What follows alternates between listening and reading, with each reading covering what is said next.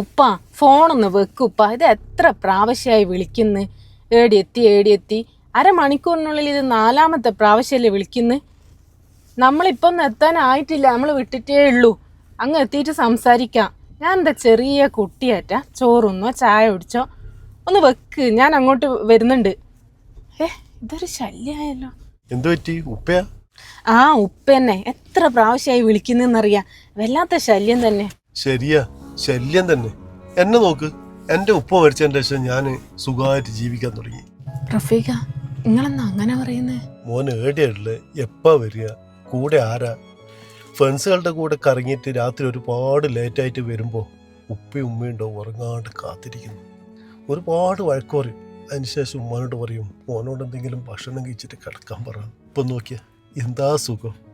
ആരും പറയാനുമില്ല, വിളിക്കാനുമില്ല. ഉപ്പ ഇടയ്ക്കിടയ്ക്ക് പറയായിരുന്നു, ഞാനില്ലാണ്ടായാലാ നിനക്ക് ആ വിഷമം അറിയാം. അതെനിക്ക് മനസ്സിലായി. നീ ഇപ്പം പറഞ്ഞില്ലേ ശല്യം, ആ ശല്യം നമ്മുടെ കൂടെ ഉണ്ടാകുമ്പോൾ നമുക്ക് സന്തോഷം ഉണ്ടാവും. ആ ശല്യം നമ്മളെ വിട്ട് പിരിഞ്ഞാൽ പിന്നെ നമ്മുടെ സന്തോഷം പോയി. ഉപ്പ, നമ്മളെത്താൻ കുറച്ച് വൈകും കേട്ടാ. ഉപ്പ ഭക്ഷണം കഴിച്ചിട്ട് കിടന്നോ.